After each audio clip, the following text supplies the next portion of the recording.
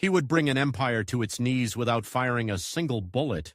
But right now he is just a small brown man in a stiff collar, standing in a packed, smoky hall in Johannesburg with a clock ticking down to disaster.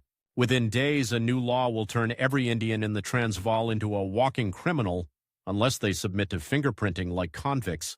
Outside, police patrol the streets. Inside, hundreds of men stare at the thin lawyer on stage. Some of them trust him, others think he is insane. And one of them, a wealthy, powerful merchant, is determined to stop him and take control of the movement for himself. "Sign the forms," the rival hisses to the crowd. "Secure what little dignity we still have. This man will destroy our businesses, our families, our future." His finger points, trembling with anger, at the quiet lawyer in the center. Mohandas Karamchand Gandhi looks nothing like a revolutionary. His spectacles gleam in the gaslight. His voice is soft, almost apologetic, and yet every word slices into the silence. "If we submit," he says slowly, "we will tell the world that we accept we are less than men. If we resist, without hatred, without violence, we may lose everything we own. But we will keep something far more precious, our souls." The room seethes. Between Gandhi and his rival, the Indian community must choose a leader. The government has given them a deadline. Register within a month or face prison, fines, expulsion. 30 days. 30 days to decide, obedience or defiance, fear or faith. A compromise that stings, or a struggle that could break them. This is the moment the world will later call the birth of Satyagraha, the force of truth. But to understand how a painfully shy boy became the man now daring to challenge both an empire and his own community, we have to wind the clock back almost 4 decades to the edge of the Arabian Sea, where a frail child was born into a world he could barely imagine changing. Mohandas entered life on October 2, 1869 in Porbandar, a small, sun-baked coastal town in western India. The air smelled of salt and spices. Ships creaked in the harbor, carrying cotton, opium, and rumors from faraway lands. His father, Karamchand Gandhi, served as Diwan, chief minister of this tiny princely state. Stern, practical, a man of authority and compromise, he knew the fragile dance between the Indian princes and the British overlords who really held the power. His mother, Putli Bai, was the opposite. Gentle, deeply religious, fasting for days, reciting prayers, visiting temples. Where his father moved in the world of politics, she moved in the world of spirit. Mohandas grew up between these two poles, the sharp, dusty offices of administration and the dim, incense-filled shrines where his mother's whispered vows floated upward like smoke. Yet the boy himself seemed utterly unremarkable. He was timid, easily frightened, quick to tears. He avoided fights at school, shrank from speaking in public, and hated drawing attention to himself. If fate had a script for him, it was written in invisible ink.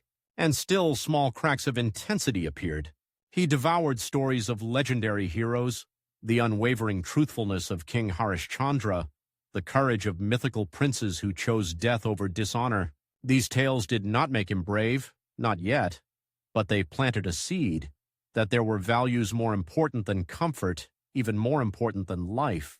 At 13, while still more child than adolescent, Mohandas was pushed into a decision that would shape him long before he could understand it. Following the customs of his caste and time, his family arranged his marriage to a girl of the same age. Kasturba, spirited, strong, willed his opposite in every way. The wedding was a blur of rituals, colors, and noise, but beneath the music and sweets lay a reality the boy could feel but not challenge. His life was not his own to direct. Above him, generations of tradition pressed down like a stone. Later in his life, Gandhi would speak of this marriage with a kind of quiet guilt. While other children played, he and Kasturba were thrust into the roles of husband and wife, expected to navigate intimacy, jealousy, and responsibility with the minds of children. He became possessive, often unfair, arguing with her over household tasks, trying to impose his will in small, petty ways. The great champion of equality and nonviolence was, in his youth, often hard, stubborn, even cruel to the woman who would stand beside him for the rest of his life. But the first real earthquake in his conscience came not from marriage, but from a tiny piece of shimmering metal. As a teenager, he once stole a small strip of gold from his brother's armlet to pay off a debt. The theft burned him from the inside. Days passed. Sleep would not come. Finally, with trembling hands, he wrote a confession to his father. He admitted the theft, begged forgiveness, and, in a gesture that revealed more than he knew, asked for punishment. He placed the note in his father's hands and watched, heart pounding, as the old man read. He waited for the explosion, the scolding, the blow. Instead, Karamchand Gandhi's eyes filled with tears. Wordlessly, he tore up the confession and stroked his son's head. That silent forgiveness sliced deeper into Mohandas than any beating could have. In that moment, the idea of truth, not as a weapon against others, but as a ruthless, luminous standard for oneself, began to crystallize.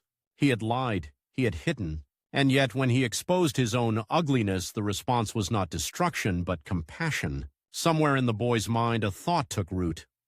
Confession, truth-telling, could be a path to strength, not weakness. Still, nothing in these early years suggested a future leader. By his late teens, Mohandas was an unexceptional student with one escape route, a law degree in London. It was not idealism that pushed his family to send him. It was survival and ambition. A son who became a barrister might lift the family's status, secure its position under the British Raj. But there was a catch. In London, everyone said young Indians lost themselves. They ate meat, drank wine, chased pleasure, forgot their gods. For his deeply religious mother, the idea was terrifying. She would not let her son cross the black demon-haunted Kalapani, the dark waters, without a vow. So, in a small crowded room with a Jain monk as witness, Mohandas promised her 3 things. He would not touch meat, alcohol, or women. No matter what temptations the West dangled before him, he swore he would remain pure. It sounded simple. It would be anything but. London, 1888. Fog, gas lamps, horse-drawn carriages. Mohandas stepped into a city that seemed designed to overwhelm him.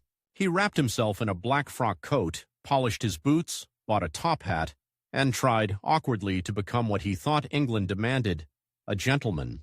He took dancing lessons, tried learning French, studied English manners with a near-obsessive intensity. But beneath the costume, the same old shyness clung to him like a second skin. In the debating societies of London, other students argued and joked with ease. He sat in the back, afraid to open his mouth. In a world built on confident speech, the would-be lawyer could not bring himself to speak at all. At mealtimes, another tension gnawed at him. The city was a temple of meat, steaks, roasts, dripping fat. His vow to his mother became a daily test. In those cramped boarding houses, other Indian students laughed at his vegetarianism, sneered at his provincial scruples. A few told him bluntly that he would never be fully modern, never truly respected, until he learned to eat like an Englishman. Here in miniature was his first real rivalry with a certain idea of success. The polished, westernized Indian who shed his roots to climb faster. They seemed bolder, freer, more at ease.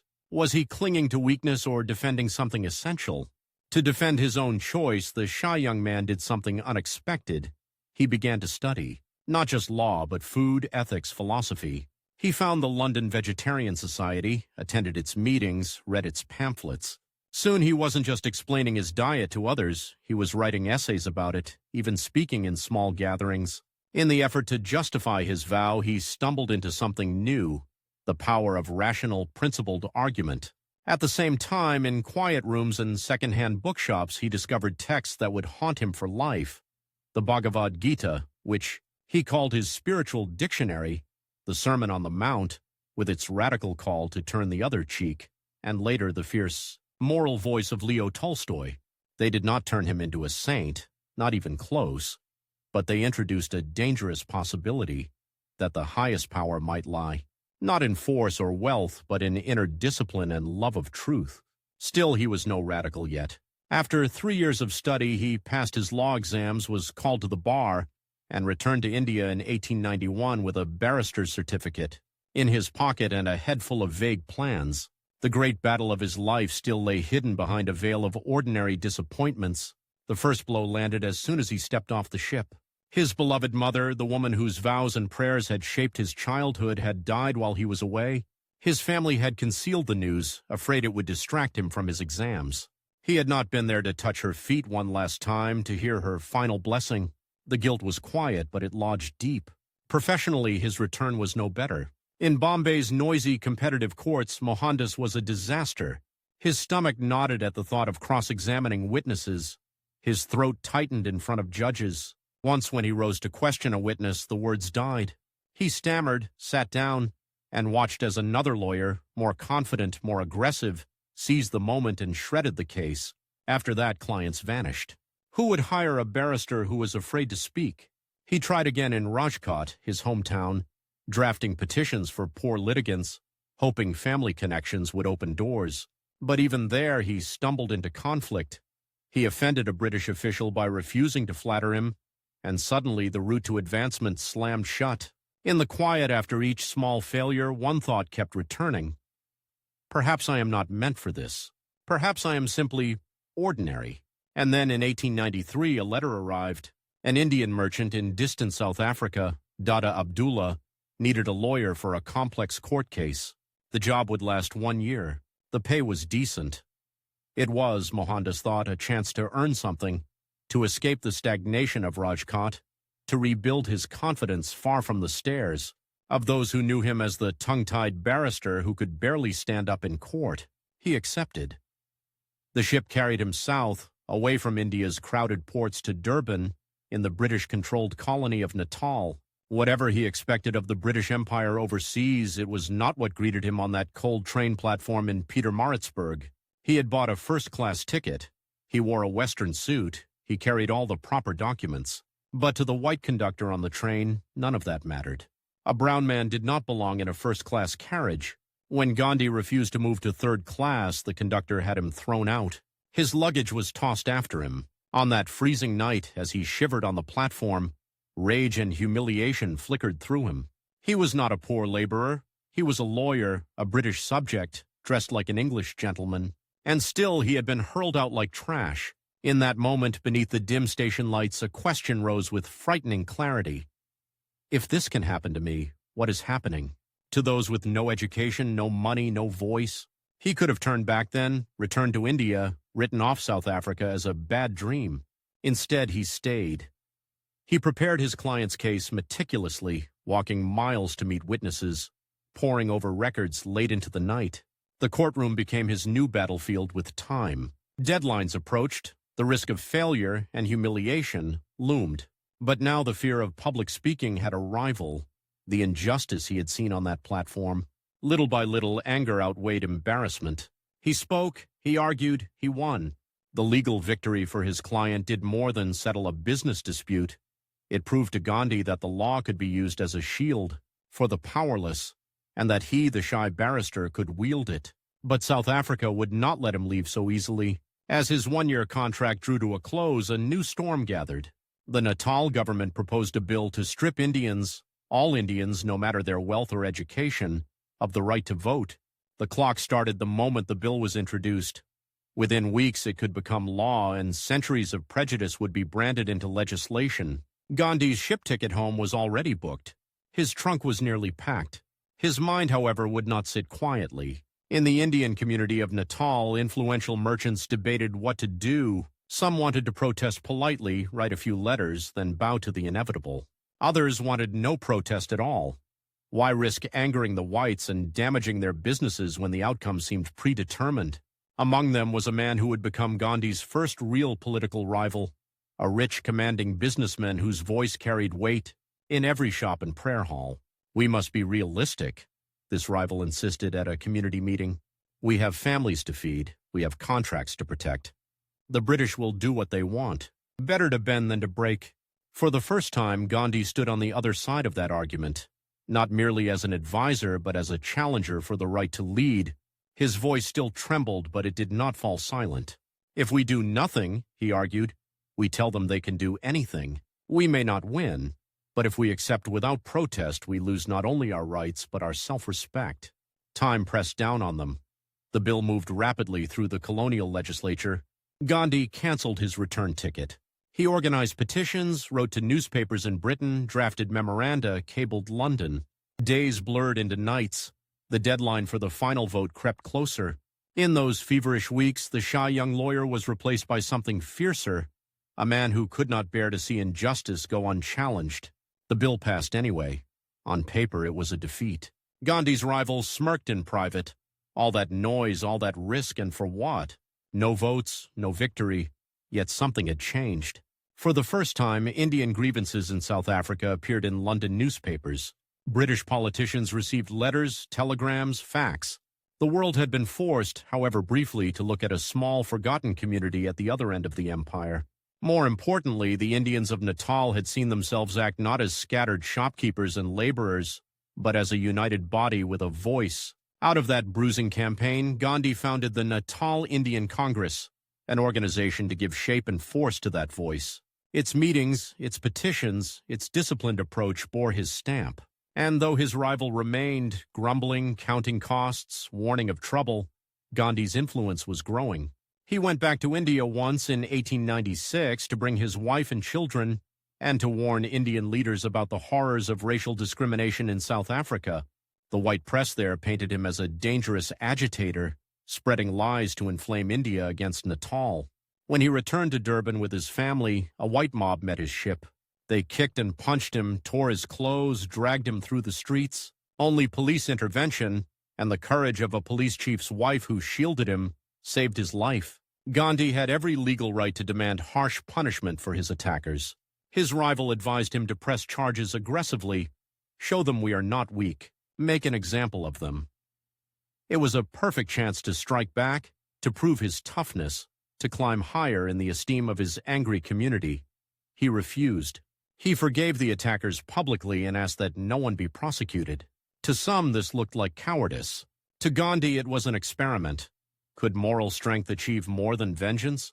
Could mercy unsettle power in a way that retaliation never would?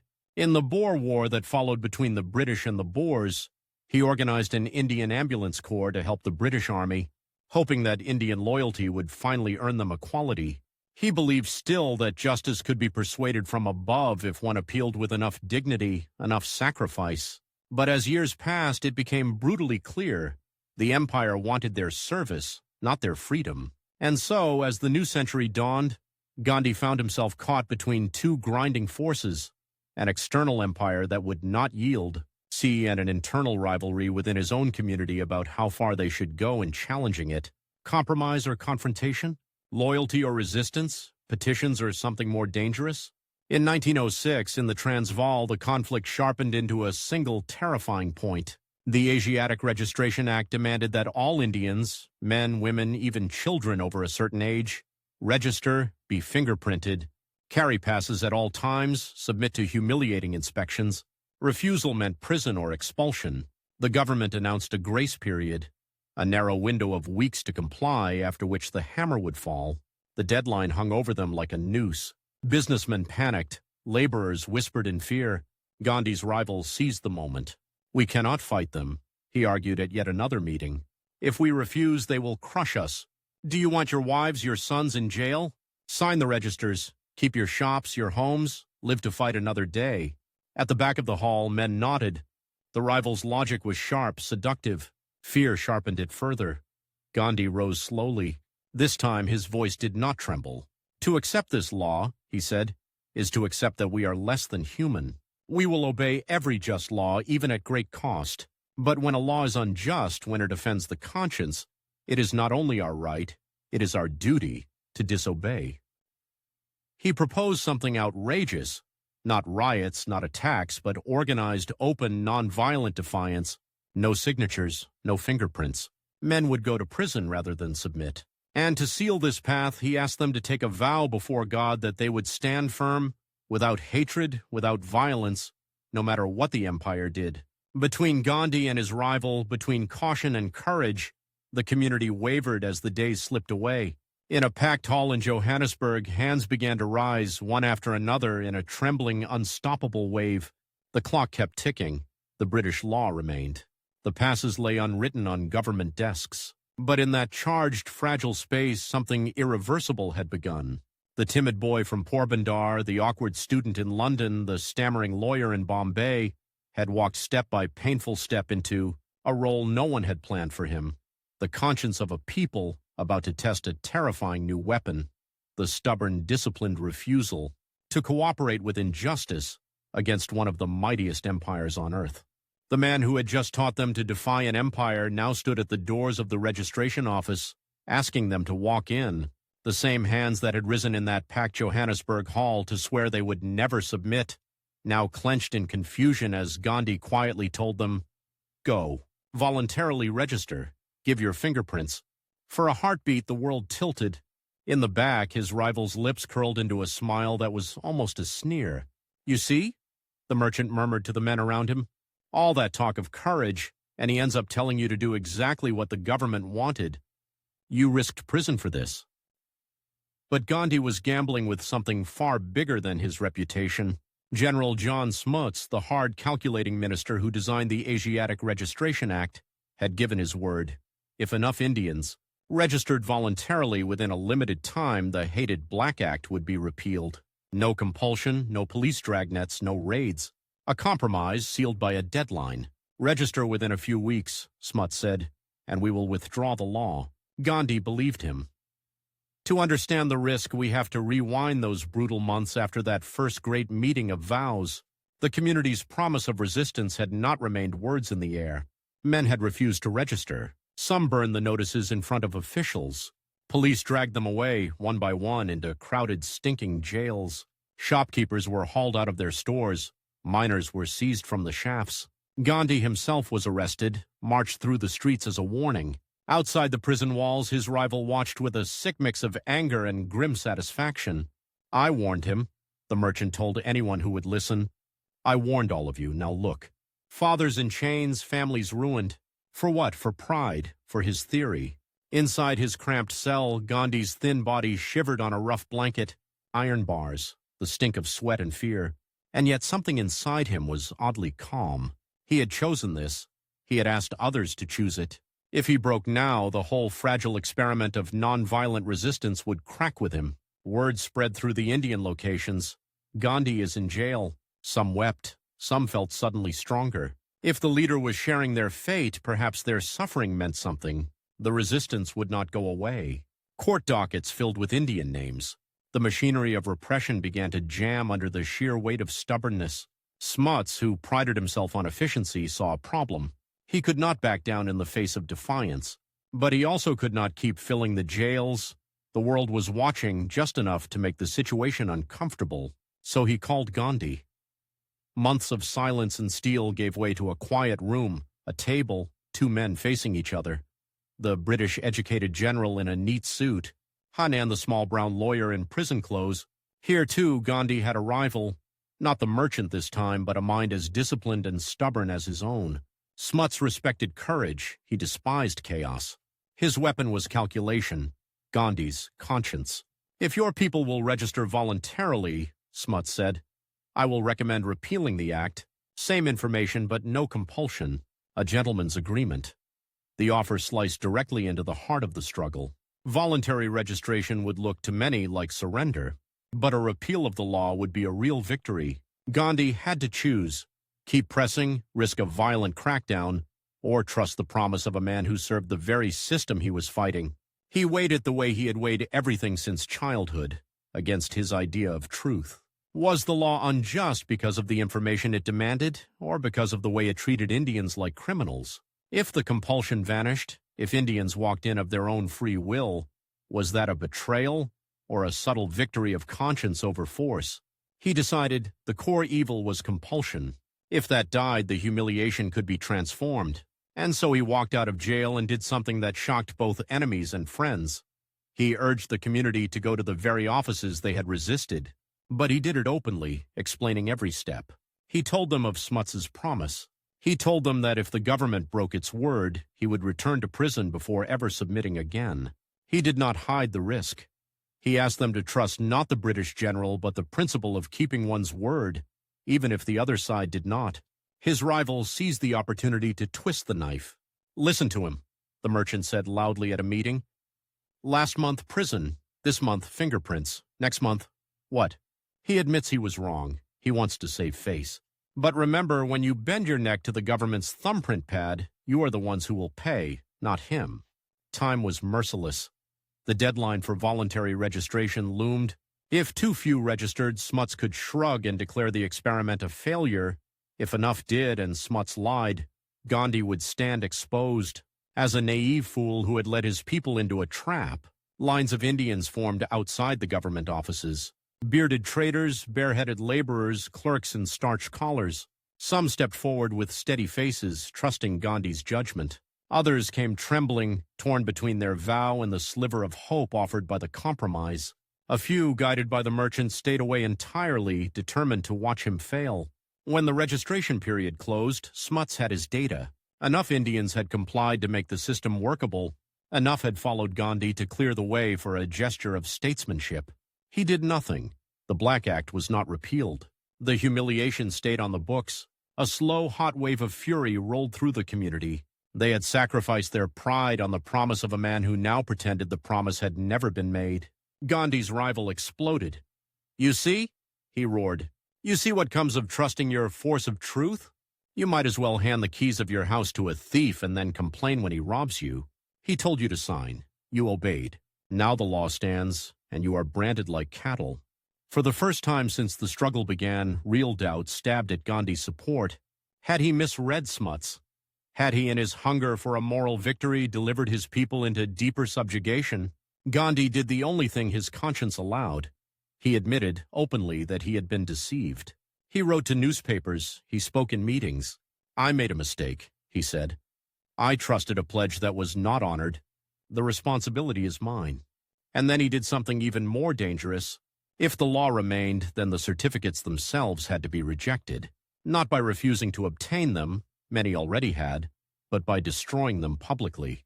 On a bright January day in 1908, in the courtyard of the Hamidiya Mosque in Johannesburg, a small furnace roared. Men gathered around, clutching the thin bits of paper that were supposed to define their right to exist.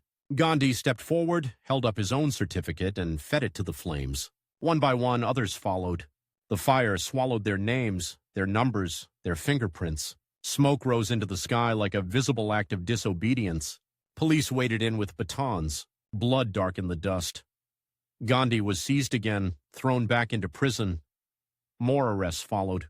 The rival merchant, who had kept his own certificate folded carefully in his pocket, watched with that same bitter mixture of respect and rage. "This man will either free us," he muttered, "or ruin us completely." Years of struggle followed. Strikes, deportations, women marching with babies in their arms, miners leaving their shafts and trudging, hundreds of kilometers toward the Transvaal border with Gandhi at their head. Whips cracked, bodies fell. The empire that prided itself on fairness showed its teeth. But something relentless had been born. The world, now more closely wired by telegraph and print, began to notice. Articles in London newspapers spoke of Mr. Gandhi's passive resistance. Tolstoy and others wrote admiring letters. In 1914, exhausted and under pressure, Smuts finally negotiated a settlement. Many of the worst provisions were withdrawn. Indian marriages would be recognized. The poll tax on ex-indentured workers was abolished. It was not everything. It was not equality. But it was enough to prove that open, disciplined suffering could bend the will of a seemingly unshakable system. Gandhi left South Africa with a pair of sandals he had made for Smuts, a curious gesture of respect for a man who had been both opponent and teacher. Smuts, for his part, kept them for years, later admitting that in Gandhi he had met an adversary like no other. The shy lawyer had become, almost against his own nature, a leader forged in the furnace of struggle. South Africa was his apprenticeship. India would be his war. In 1915, as the First World War chewed up men and money across Europe, Gandhi's ship neared Bombay. News of his victories had reached home before he did. Crowds greeted him at the dockside. Garlands weighed down his neck. Some, half in jest and half in hope, called him Mahatma, great soul. He flinched at the title. A man who had just admitted a grave political miscalculation in public did not feel like a saint. But names have power, and this one would begin to cling. Waiting for him was Gopal Krishna Gokhale, elder statesman, master of constitutional politics, a man who believed in gradual reform within the empire. He was no merchant competitor, no Smuts, but he had his own ideas about how India should move. "You must first know India," Gokhale told him kindly. "Not the courts and chambers, but the villages. Travel, listen. For a year, do not speak in Congress. Observe." Gandhi agreed. It was both a discipline and another kind of deadline. 12 months to absorb the soul of a country before he tried to move it. He traveled third class on trains, crammed into wooden benches with farmers and laborers who had never seen a lawyer, let alone one educated in London. He sat on mud floors, heard stories of taxes that devoured harvests, landlords who beat tenants, British officers who demanded salutes, from men who did not even own shoes. India was not South Africa scaled up. It was deeper, more wounded, laced with its own ancient hierarchies of caste and gender. Here, oppression wore both foreign boots and indigenous sandals. In the cities, a different contest was brewing. Within the Indian National Congress, the main political platform of the educated elite, lawyers and landlords argued in flowing English about representation and budgets. They saw in Gandhi a useful symbol, perhaps, but also a threat, a man whose methods could unleash forces they did not control. Gandhi's new rival in this arena was not one man, but a class. The moderate leaders who had mastered petitions, prayers, and polite resolutions, and who believed that, with enough loyal service in the war and enough reasoned argument, the British would grant dominion status someday. "You will wreck everything," one of them warned privately, "if you bring the masses in too soon. They are not trained. They are not ready." Politics is a delicate machine, not a street procession. Time again refused to slow down. The war neared its end. In Delhi and London, officials drafted constitutional reforms that would keep real power in British hands while offering just enough Indian participation to dull outrage. If nothing shifted quickly, India would be locked into a new structure of subordination dressed up as partnership. Then Gokhale died. The mentor who might have slowed Gandhi, guided him, translated between the old Congress and this new force of satyagraha, disappeared from the stage. A space opened, dangerous, irresistible.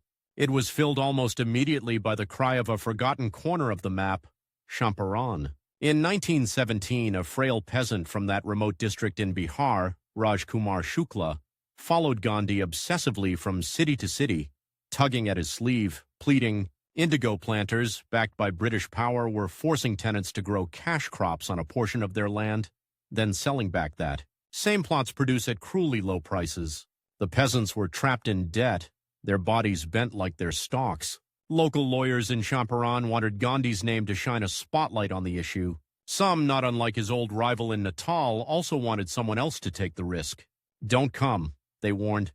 "The authorities will arrest you within a day. We will lose what little influence we have. Negotiate quietly. Do not provoke them." Gandhi went anyway. The moment he arrived, the district magistrate served him with an order to leave Champaran immediately. The warning was clear: obey within 24 hours or face prosecution. It was a smaller echo of the Transvaal ultimatum, but this time Gandhi knew exactly what he was doing. "I am here at the request of the people," he told the magistrate calmly. "I cannot in good conscience go." He was charged. In a stuffy courtroom with curious villagers peering through the windows, Gandhi admitted his guilt. He had disobeyed the order, but denied any moral wrongdoing. If the court believed he had broken a just law, he said, it must impose the maximum penalty. He would not pay a fine. He would go to jail. The judge blinked. This was not how defendants were supposed to behave. Outside, the crowd waited, breath held. Inside, something subtle cracked. The magistrate postponed sentencing, then quietly dropped the case. From there, Gandhi fanned out across Champaran, documenting abuses, interviewing peasants, building a mountain of evidence. Under pressure, the government appointed a commission of inquiry and, in the end, forced planters to roll back the worst of the system. It was not a revolution. No one stormed any palace. But in villages that had never been more than a line on a landlord's ledger, a new rumor took root. The law could bend if you stood together and refused to be afraid. The moderates in Congress raised their eyebrows. Luck, they said, a provincial success. Interesting, but not a model for the whole nation. Gandhi did not argue with them in speeches. He went to the next fire. In 1918, in Kedah in Gujarat, crops had failed. The government, clinging to its revenue targets, refused to suspend land tax. Gandhi urged peasants to withhold payment until their demand for relief was granted. The deadline for collection approached. Notices piled up. Property could be seized at any moment. The old rival voice resurfaced in a new throat. "Taxes are the lifeblood of the state," a prominent lawyer scolded. "Encouraging peasants to defy them is madness. What if the government confiscates their fields? Will you feed their families?" Gandhi's answer was both practical and terrifying. "We must be ready to lose what we have, to gain what we must." After months of tense standoff with only a small fraction of land actually confiscated and peasants largely united in refusal, the government quietly agreed to suspend tax in the worst-hit areas. Another local crack in the facade of imperial inevitability. In Ahmedabad, when mill owners refused workers a fair wage increase, Gandhi placed his own body on the line again, declaring a fast until a settlement was reached. His rival in the business community, echoed by his ghost from South Africa, snarled, "He is blackmailing us with his body," they muttered. "If he dies, we are blamed. If we yield, we are weak." The owners yielded. Workers won a modest raise. Gandhi survived, but thinner, paler, haunted by the knowledge that this tool, fasting, was both powerful and dangerous. These three struggles, Champaran, Quetta, Ahmedabad, were dress rehearsals on a national stage. Each created enemies. Each created trust. Each showed that nonviolent pressure, tied to concrete demands and rooted in local suffering, could alter the course of policy without a single stone thrown. Then the empire overreached. In 1919, with the war barely ended, the British passed the Rowlatt Act, extending wartime emergency powers into peacetime. Indians could be detained without trial, held indefinitely on suspicion. Even moderates winced. It was as if South Africa's Black Act had returned in a new mask, this time stretched across an entire subcontinent. Gandhi saw a clear line. The empire had promised reforms for India's wartime support. Instead, it offered handcuffs. If this went unchallenged, he believed, India would be declaring its acceptance of perpetual subordination. He proposed something unprecedented, a nationwide day of hartal, a complete shutdown of business and work. On April 6th, a single day, a single deadline to signal moral refusal. Telegrams flashed. Letters raced across dusty roads. In towns and villages, people whispered about the coming stillness. His rivals within Congress warned that unleashing the masses in this way was irresponsible. "If there is violence," one of them said coldly, "the blame will be yours." The day came. Shops closed. Trains stalled. In many places, the protest was silent, dignified. People prayed, fasted, marched peacefully. But in others, the fragile discipline broke.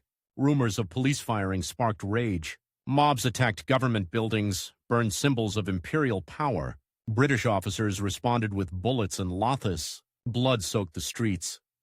Gandhi, hearing of the violence, felt a weight crash onto his chest. He had wanted a demonstration of self-control. Instead, in places there was fire. He called off the Rowlatt Satyagraha, describing his own decision to launch it as a Himalayan blunder. Again, he did what few leaders ever risk. He took public responsibility for a misjudgment in strategy, but this time something darker followed. On April 13th in Amritsar, thousands of men, women, and children gathered in an enclosed garden, Jallianwala Bagh, to protest peacefully against the Rowlatt Act. They were trapped by high walls. There were only a few narrow exits. Brigadier General Reginald Dyer marched in with soldiers, blocked the main entrance, and without warning ordered them to fire into the densest part of the crowd. They shot until their ammunition almost ran out. Bodies piled in heaps. Some people leapt into a deep well to escape the bullets and drowned. Hospitals overflowed. No ambulances came. The echo of gunfire in that stone garden traveled far beyond Punjab. It shattered the last threads of faith many Indians still had in British justice. Even Gandhi, who had once recruited stretcher-bearers for the empire's war, felt something inside him crack. Not his commitment to non-violence, but his belief that reconciliation within the empire was still possible. In the furious debates that followed, Gandhi found himself at the center of a hurricane. Moderates still clung to the hope of constitutional reform. Revolutionaries whispered of bombs and guns. Between them, he offered a third path: mass, disciplined, non-cooperation. No more participation in the machinery that sustained foreign rule. No more buying of British cloth. No more lawyering in British courts. No more seats in legislative councils that had no real power.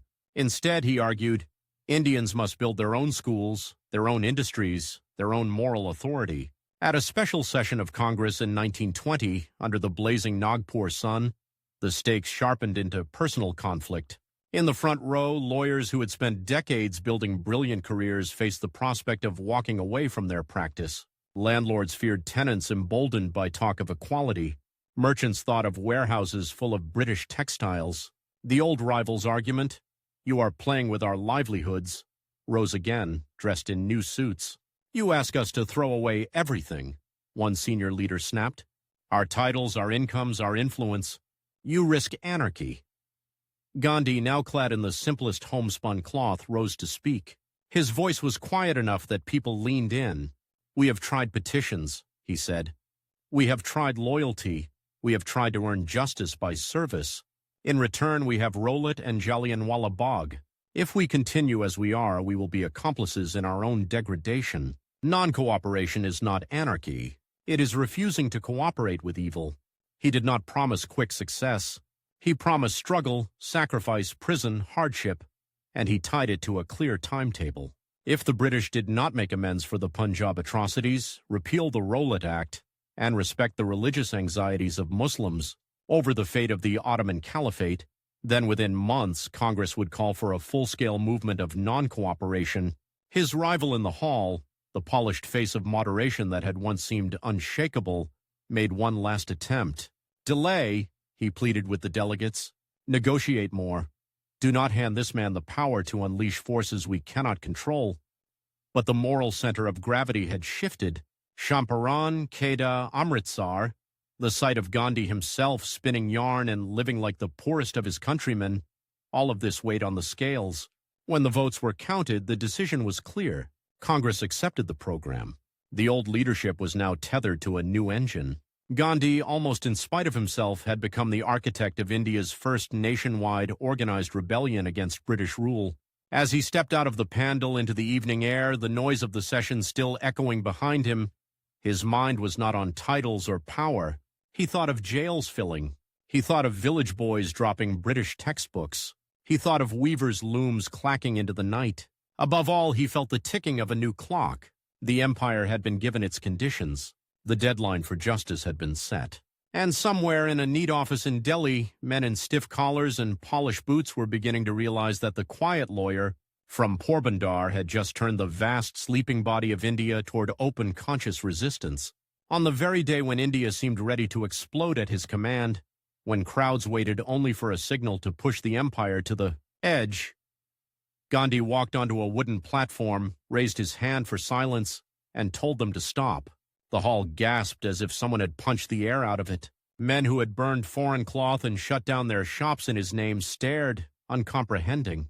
Students who had abandoned their studies, lawyers who had thrown away their gowns, peasants who had refused taxes, all of them braced for the next fiercer step. Instead, Gandhi's thin voice cut through the noise. The campaign of non-cooperation must be suspended. It felt, in that instant, like betrayal. To understand how a man could ignite the largest mass movement India had ever seen and then pour water on his own fire, we have to go back to the promise he made under the Nagpur sun. There in 1920, he had persuaded the Indian National Congress to accept a program that sounded like heresy to the old guard and like freedom to the young: resign from government jobs, return honors and titles, boycott British cloth and schools, refuse to sit in councils that had no real power, withdraw in millions from the machinery of foreign rule. He wrapped it in a clear, brutal timetable. If the British did not correct the wrongs of Punjab, repeal the Rowlatt Act, and show respect for Muslim concerns over the Caliphate, then within months the non-cooperation movement would begin. No covert plots, no bombs in back alleys, open, disciplined refusal. Across India, a new electricity crackled. In Calcutta, a tall, impeccably dressed lawyer with a sharp mind and a sharper sense of constitutional procedure watched with growing unease. Muhammad Ali Jinnah had once been hailed as an ambassador of Hindu-Muslim unity, a master of negotiation who believed in legal step-by-step reform. Where Gandhi saw an empire that understood only pressure, Jinnah still believed in argument and compromise. Mass agitation, he warned friends in private, is a double-edged sword. It may cut the government, but it may also cut the country. Yet even he could feel the ground shifting. Petitions and speeches in English, carefully phrased resolutions. They had all slammed into a stone wall after Jallianwala Bagh. The moderates' tools suddenly looked like children's toys in a burning house. When Congress met after Nagpur to formalize the non-cooperation program, the tension between these two visions snapped into open conflict. In crowded rooms that smelled of dust, ink, and human worry, Jinnah argued in perfectly modulated sentences against ill-considered mass action. He saw in Gandhi a man of moral passion but dangerous impatience, one who risked unleashing forces that could not be recalled. Gandhi listened quietly, palms resting on his knees, clad in a coarse cotton dhoti that made some of his Western-educated colleagues squirm. When his turn came, he spoke not of constitutional law but of blood. After the bullets in Amritsar, he said, "If we sit again in their councils as if nothing has happened, we become accomplices. Our choice is not between action and safety. It is between dignified suffering and silent participation in wrong." The debate ended not in consensus, but in a hard, clean break. Refusing to be party to a strategy he considered reckless, Jinnah resigned from the Congress. He would go on over the next decades to become the political spearhead of a separate Muslim homeland. For now, he left behind a warning in the air. Once you set the masses in motion, can you control where they will go? The question stuck like a splinter under Gandhi's skin, but the clock he himself had started would not wait. Non-cooperation rolled out across India like a slow, deliberate storm. Students walked out of government schools and colleges, some with tears in their eyes as they left libraries and classrooms they loved, stepping instead into rough sheds that called themselves national schools. Young men who had dreamed of civil service careers tore up examination applications. In bazaars, bundles of British-made cloth were piled like funeral pyres and set on fire, the flames licking the evening sky. Lawyers closed their practices, sending their clerks home. Among them were men who had spent decades mastering colonial law, now vowing never again to plead in its courts. Gandhi himself returned the medals he had received for his wartime services to the empire. The gesture was small in material terms, immense in symbolism. The loyal recruit of South Africa was dead. In his place stood an unarmed rebel. The British administration, used to suppressing conspiracies hatched in secret, struggled to respond to an uprising announced in newspapers. In files that smelled of leather and dust, officials scribbled fretful notes.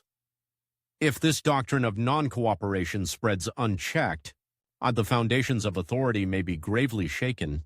Shai, viceroys warned London that the movement had penetrated beyond the cities, into those countless villages that had never before heard a political slogan, and there in those villages Gandhi's shadow grew longest. He walked barefoot down dirt paths, preaching not hatred of Englishmen but rejection of their rule.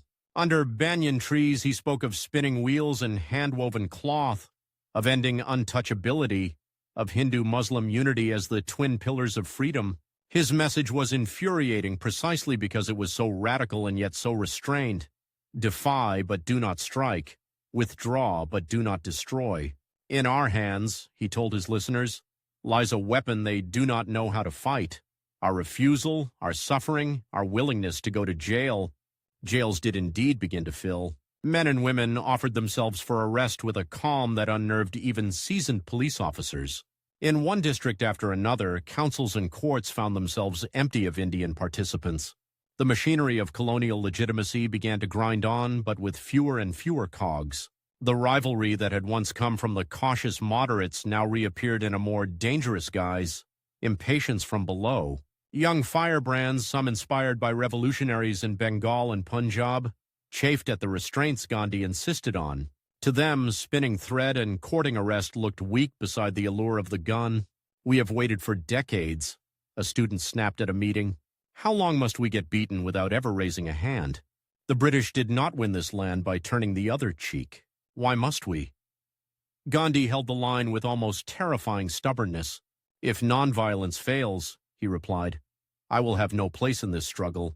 Violence will bring freedom stained with hatred. That is not the Swaraj I seek." But history, as always, refused to obey anyone's script.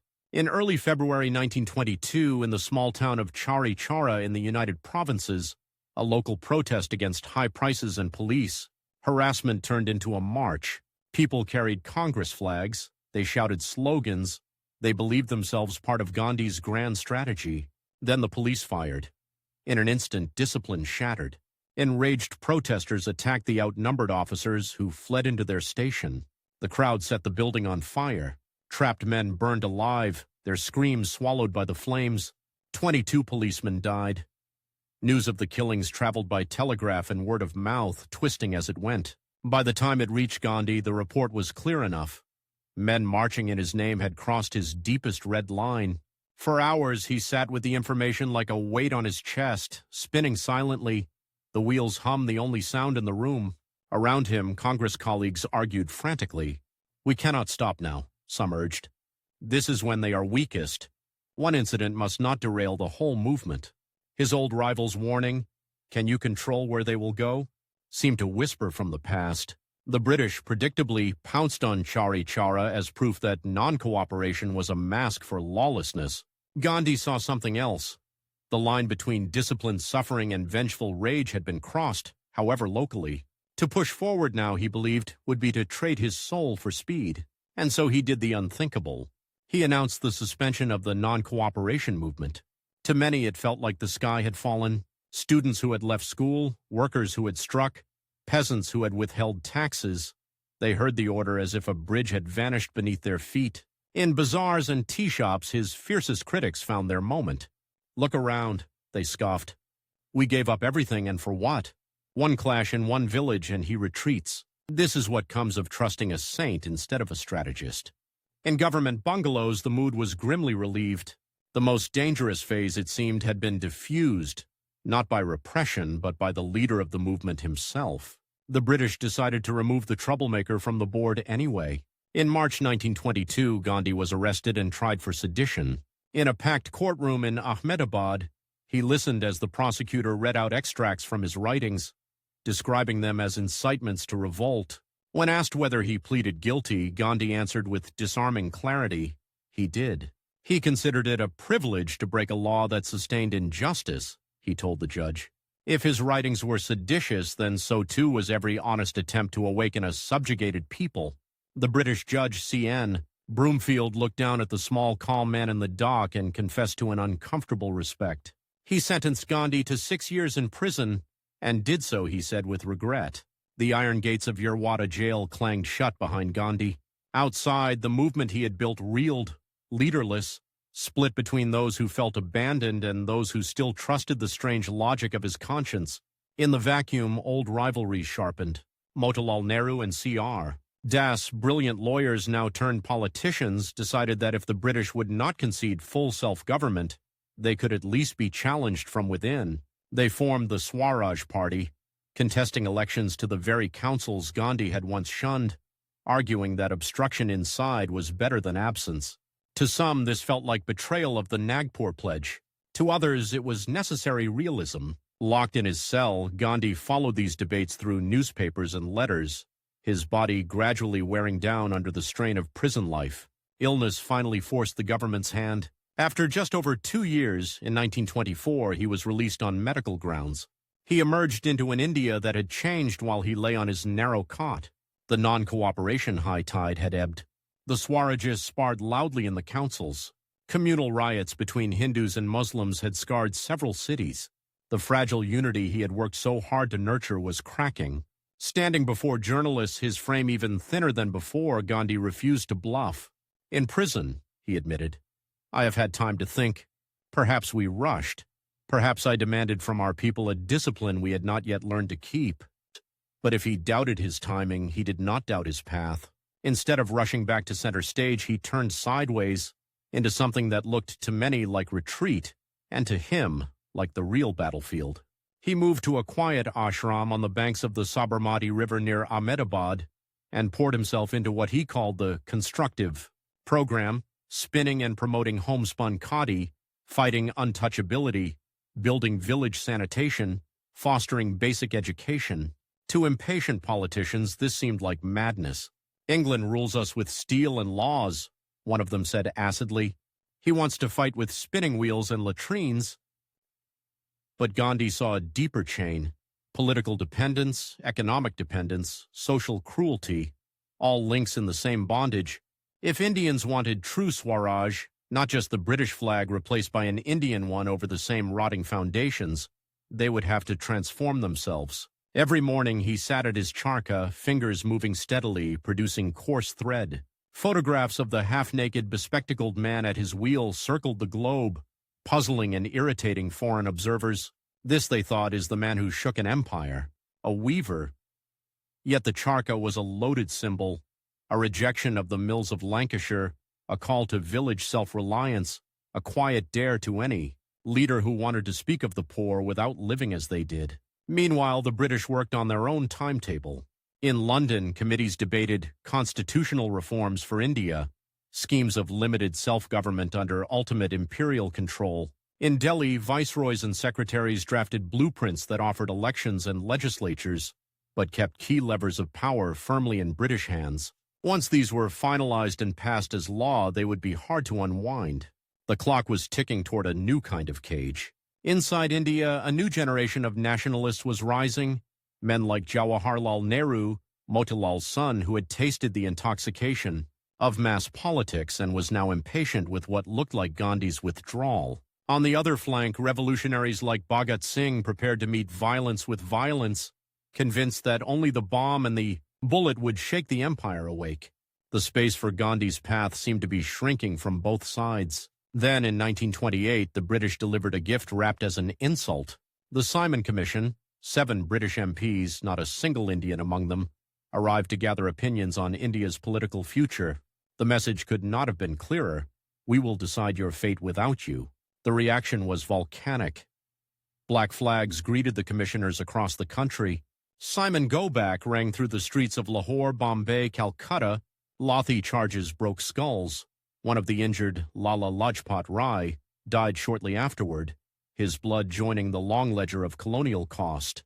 Within Congress, pressure built for a clear ultimatum. At its Lahore session in 1929, under Jawaharlal Nehru's youthful radical presidency, the party finally declared what Gandhi had long circled but not yet openly demanded: complete independence, Purna Swaraj, as its goal, not dominion status within the empire. A deadline was set. If by the end of the year the British did not grant India real power, Congress would launch a new mass movement of civil disobedience.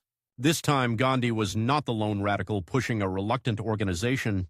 History had nudged the center toward him. Yet he also knew that another Chauri Chaura could shatter everything. He needed a strategy that was at once simple and seismic, local and universal, capable of drawing in villagers and capturing the world's imagination. He found it, improbably, in a crystal: salt. Every Indian, rich or poor, needed it.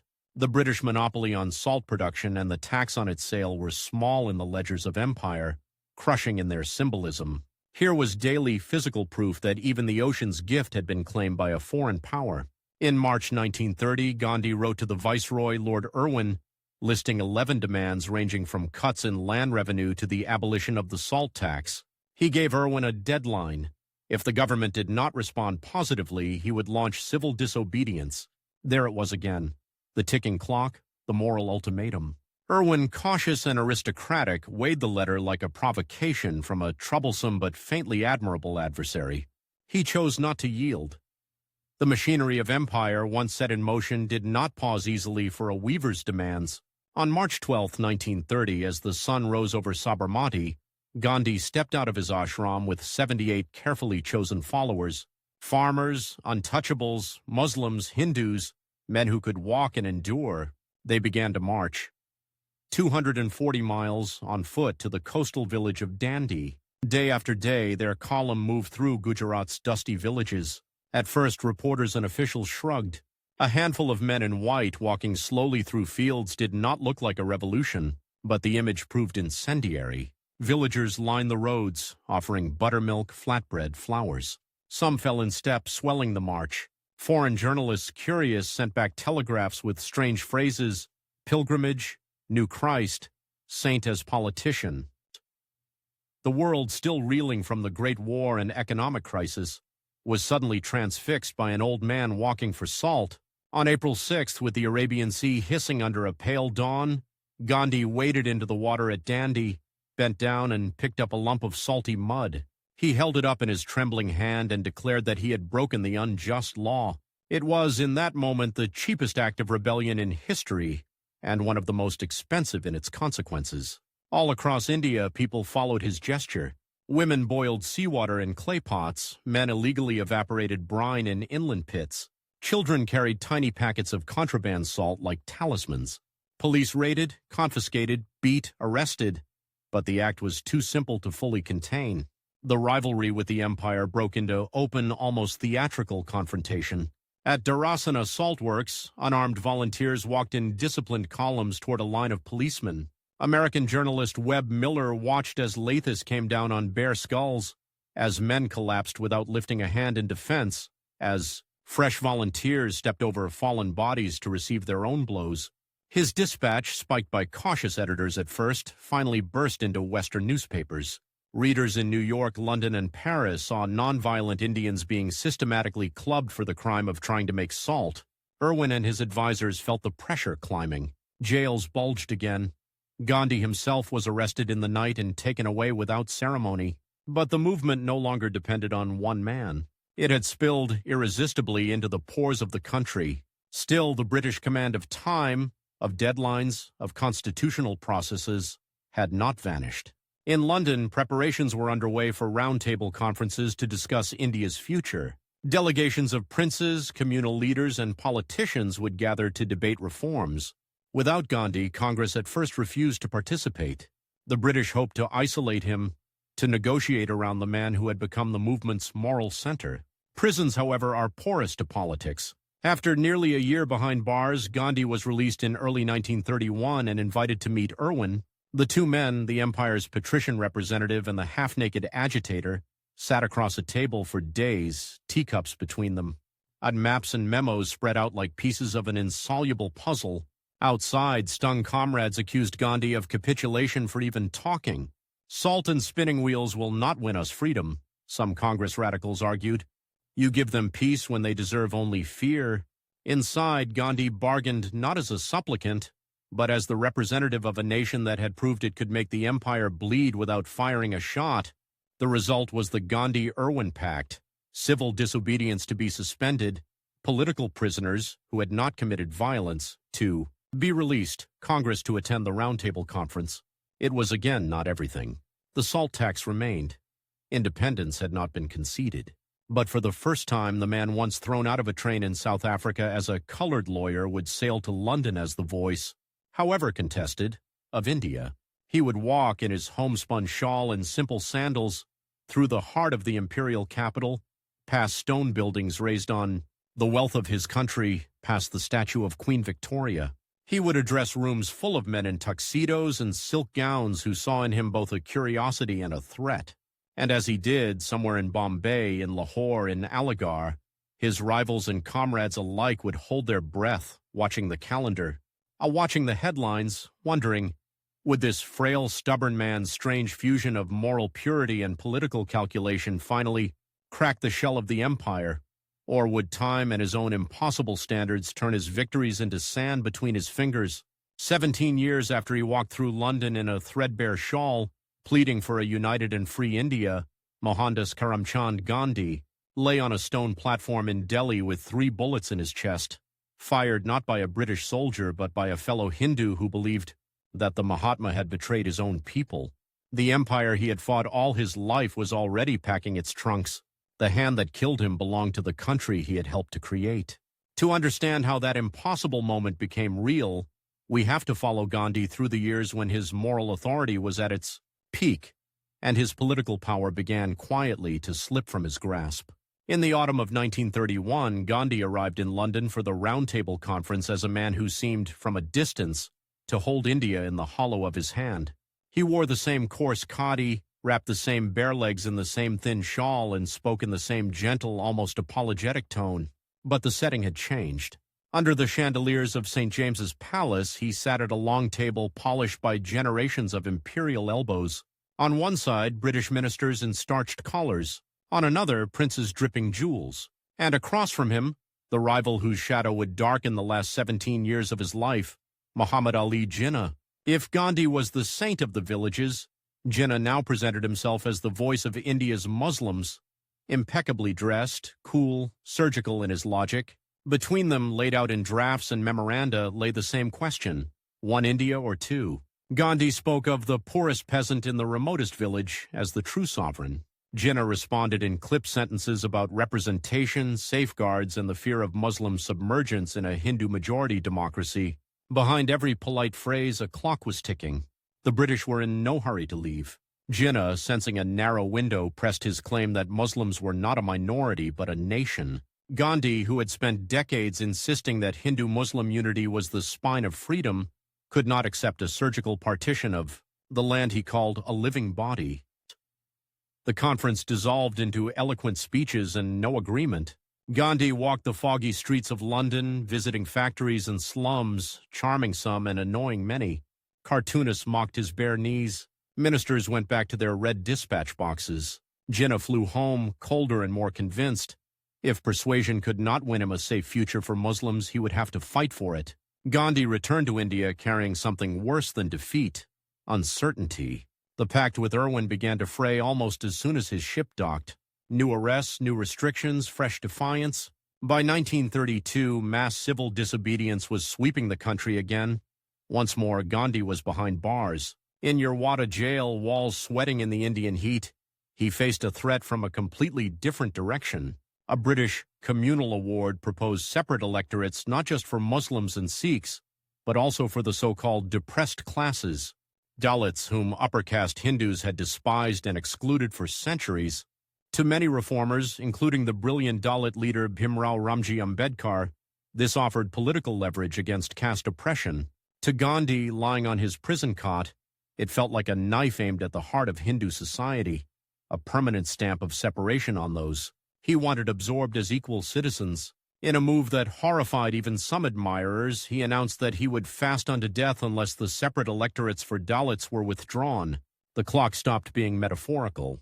Day after day, the world watched as his already fragile body shrank. Crowds surged outside the jail. Telegrams flew between leaders. Jinnah, who saw in separate electorates a principle that strengthened his own case, looked on with a lawyer's disapproval at what he considered Gandhi's emotional blackmail. Ambedkar seethed at the spectacle of a high-caste saint, using his possible death as a bargaining chip for the souls of the low caste. Under unbearable pressure, Indian leaders hammered out the Pune Pact. No separate electorates for the depressed classes, but increased reserved seats for them in joint electorates. Gandhi lived. The British made their own calculations and moved on. But something in the Mahatma's relationship with power had shifted. He could still bring the country to a standstill with his hunger. Yet as the 1930s advanced, the formal levers of politics slipped further from his hands. Weary, ill, and disgusted by factionalism, he stepped down from the Congress leadership in 1934, insisting that he was a backroom worker now, a mere advisor. Others moved into the front row. Jawaharlal Nehru, with his aristocratic bearing and socialist dreams, appealed to the impatient young. Vallabhbhai Patel, the Iron Man, offered organization and steel.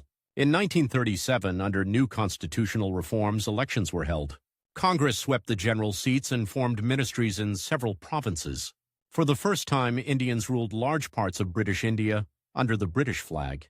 Gandhi, who had spent his life fighting foreign rule, watched as his own colleagues tasted the mild intoxication of office. Cars with flags, files, and budgets, a chance to pass laws rather than merely protest them. He supported them, counseled restraint, and sent letters filled with reminders of the villages. But he no longer dictated the tactics. Jinnah, in the same years, performed a resurrection. The Muslim League had been weak, nearly irrelevant, in the days of non-cooperation. Now, sensing Muslim unease at Congress dominance, he toured, argued, and negotiated his way back into relevance. When Congress refused to share power in provinces where it had a majority, many Muslims saw their worst fears confirmed. So this is what national rule would look like. Hindu leaders in khadi replacing British ones in stiff collars. Gandhi went on long tours, urging Hindus and Muslims to eat together, pray together, live side by side. Jinnah went to club meetings and political gatherings, warning that sentiment was no substitute for constitutional guarantees. Emotion versus contracts, villages versus council halls, one India versus two.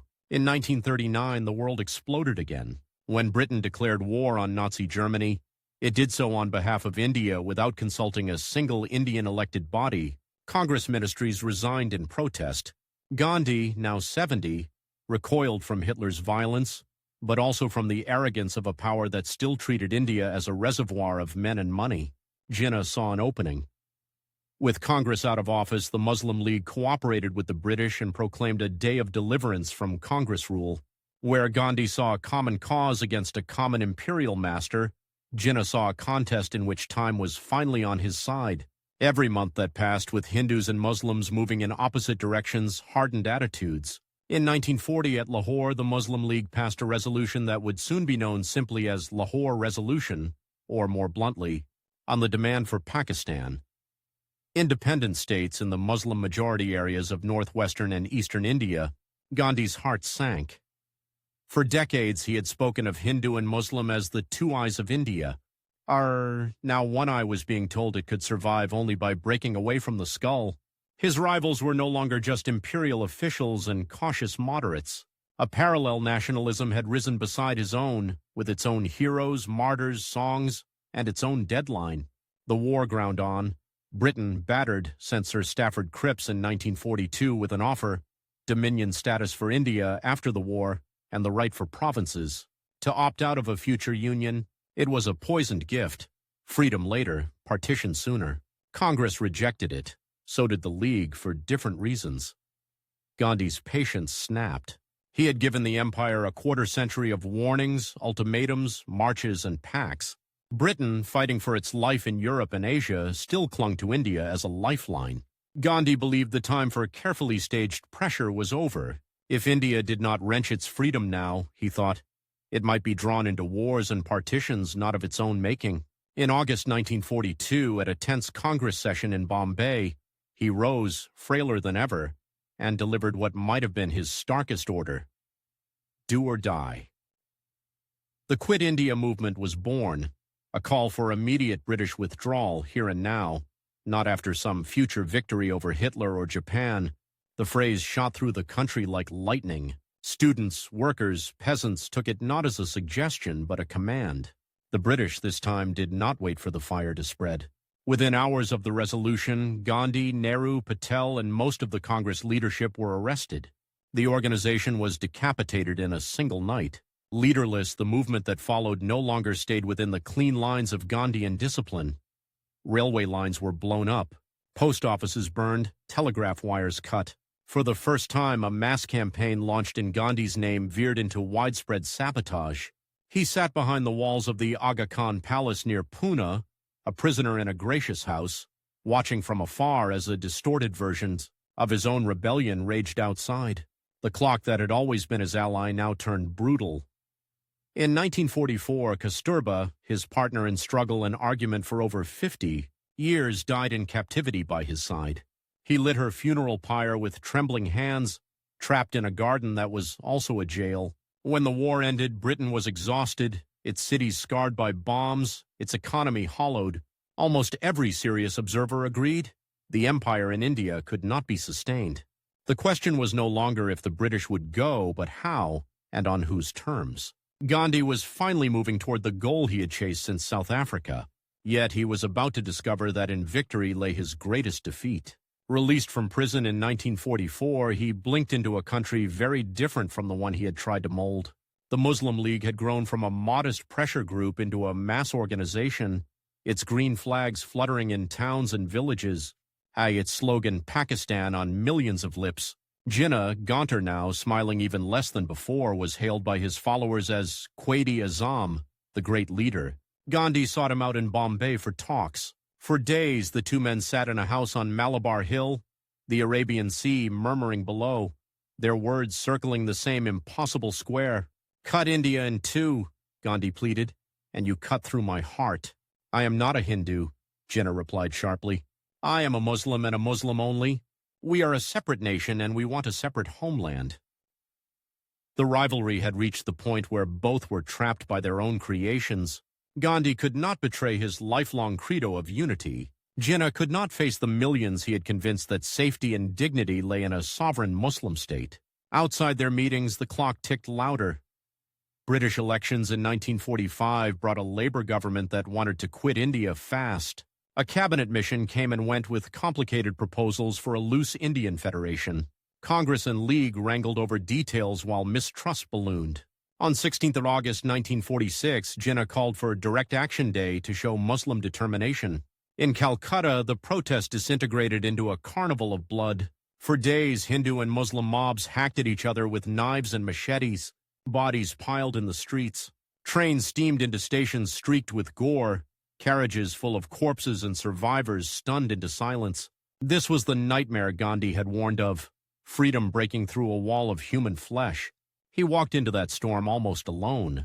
While Congress and League leaders bargained in New Delhi, Gandhi traveled to the blasted districts of Bengal and Bihar, trudging from village to village, sleeping on mud floors, listening to tales of daughters abducted, sons butchered, homes turned to ash. He spoke to Hindus whose families had been slaughtered by Muslims, and to Muslims whose relatives had been slaughtered by Hindus. He offered no easy comfort. If you want peace, he told them, you must be willing to die without killing. To many exhausted and traumatized, his demand for saintly restraint sounded obscene. To others, it was the only flicker of sanity left. In 1947, Lord Louis Mountbatten arrived as the last viceroy, young, glamorous, impatient.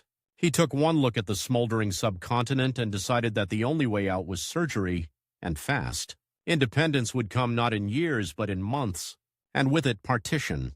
Gandhi was horrified. He argued, pleaded, fasted, but in the small rooms where final maps were drawn, his voice carried less weight than before. Nehru and Patel, staring at the possibility of civil war and complete breakdown, accepted what they saw as a bitter necessity, a divided. Freedom was better than no freedom at all. The man who had started as the movement's strategist was now its conscience, and conscience does not always win votes in backroom meetings. In June 1947, the plan was announced. British India would be split into India and Pakistan. Punjab and Bengal would be carved up. Millions would find themselves on the wrong side of new lines. They had a few weeks to uproot their lives and flee. The ticking that followed was not moral or political. It was a countdown to slaughter. As Mountbatten and Nehru prepared ceremonies, Gandhi turned his back on Delhi and went to Bengal. He refused to attend the fireworks of independence. On 15 August 1947, when the tricolor rose over the Red Fort and crowds shouted, "Mahatma Gandhi ki jai," the old man they praised was in Calcutta, in a Muslim quarter, trying to stop Hindus from killing their neighbors and Muslims from retaliating. In the days around freedom, trains yet again rolled across the new borders loaded with hacked bodies. Entire caravans of refugees were wiped out on dusty roads. Villages were massacred in the name of gods. Gandhi believed would weep to see what was done for them. Yet in Calcutta, something strange happened. As riots threatened to engulf the city, Gandhi announced that he would fast unto death if the killing did not stop. At nearly 78, his body was already a catalogue of privation. Newspapers printed his gaunt face above headlines that sounded like obituaries in advance. Leaders of warring communities visited him, some weeping, some angry. Gangs put away their knives. Women who had lost everything knelt before his sickbed and begged God not to take him too. The violence ebbed. For a moment in one city, the Mahatma seemed to hold time by the throat again. Mountbatten, stunned, later said, "In the Punjab, we needed 55,000 soldiers. In Bengal, Gandhi alone did the work of an army. But the victory carried its own poison. Among many Hindus who had watched their families butchered in Punjab, a different story hardened. Gandhi had fasted to save Muslims, not them. He had opposed partition, they said, but once it came, he seemed more eager to protect Pakistan's Muslims and India's Muslims than to avenge Hindu suffering. In the new India, flags flew, constitutions were drafted, ministries swore oaths. Gandhi, who could have been president, prime minister, or almost anything he wished, took no office. He visited refugee camps instead, moving among the uprooted like a barefoot ghost in a garment stained with the dust of a country, being born and torn apart at the same time. His real rival now was not Jinnah, holed up in Karachi, already mortally ill, but the rage inside his own side. In January 1948, as communal riots flared again in Delhi, Gandhi announced yet another fast for communal harmony and the protection of Muslims living in the capital. It was, he knew, a final throw of the dice. His pulse was weak, his hands trembled when he lifted his glass of water. Leaders of Hindu and Sikh organizations came to him with written pledges of peace. They feared not just the backlash if he died, but the guilt that would cling to them forever. Crowds gathered in Delhi streets, some praying for his recovery, others muttering darkly that he was blackmailing Hindus on behalf of Muslims. Not everyone was willing to be shamed. In a small, bitter circle of Hindu extremists, a decision had already been made. To them, Gandhi was not the father of the nation, but its greatest obstacle, the man who had emasculated Hindus with his doctrine of nonviolence, surrendered Pakistan to Jinnah, and now demanded that India pay in perpetuity for Muslim goodwill. One of them was a stocky, bespectacled man named Nathuram Vinayak Godse. On 30th January 1948, Gandhi left the Birla House in Delhi for his evening prayer meeting, leaning on the shoulders of two grandnieces. He was late. The winter light was dimming. A small crowd filled the garden, people parting to make way for the familiar shuffling figure. Godse stepped forward, bowed slightly, and pressed his way close. Then he drew a pistol and fired 3 shots into Gandhi's chest at point-blank range. The frail body that had walked from Sabarmati to the sea, that had absorbed beatings without raising a hand, that had been starved, almost to the point of death and brought back, finally fell. Some nearby heard him murmur, "Hey Ram, oh God," as he sank. Others heard only screams. In the chaos that followed, Godse was beaten, arrested, dragged away. News raced along telegraph wires and on crackling radios. Gandhi is dead. The empire that had jailed him, mocked him, negotiated with him, had already gone. It had not killed him. He had survived his great external enemy only to be taken down by the hatred he had spent his life trying to dry at its source. At his funeral on the banks of the Yamuna, 1 million people crushed together, sobbing as his body burned on the pyre. Ashes that had once been flesh, nerves, voice, and will became gray dust, scattered into rivers that flowed through the country he had reshaped. Yet even as the smoke rose, the argument about his life began. Was he a saint who saved India from a bloodbath even worse than it endured? Or a dreamer whose refusal to accept partition until it was too late made the eventual wound deeper? Did his nonviolence defeat an empire already weakened by war? Or did it prove a weapon sharp enough to cut steel but too soft to stop fanatics? His rival's answer lies partly in a different capital. In Karachi, Jinnah struggled to hold together the Pakistan he had willed into existence. He died the next year, leaving behind a state haunted by the very anxieties of minorities, of identity, of democracy that had driven his demand. The 2 men who had stared each other down in London and Bombay now lay in very different graves on opposite sides of an invisible line their conflict had etched. Yet Gandhi's methods refused to stay buried.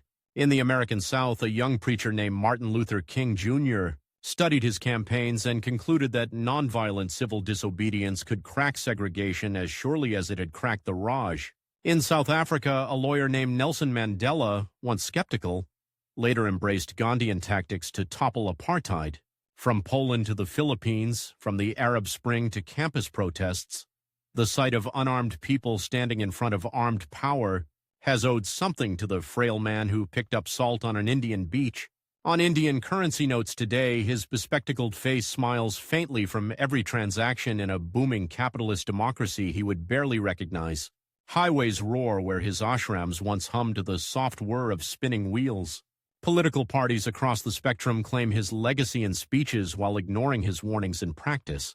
The competitor he never defeated, the hunger for quick results, for simple enemies, for violent shortcuts, walks beside his memory in every demonstration and every riot.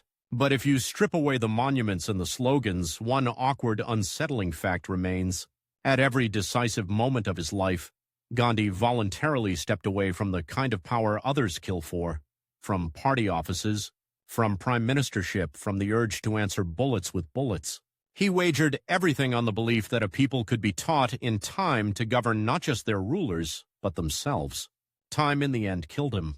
Or rather, it ran out on him, in that Delhi garden between the last step he took toward a prayer meeting and the first shot that hit his chest. What his life left behind is not a neatly resolved story of a saint who won and ascended, but a burning question that still hangs over every divided society, every colonized people, every street where protesters face down riot police.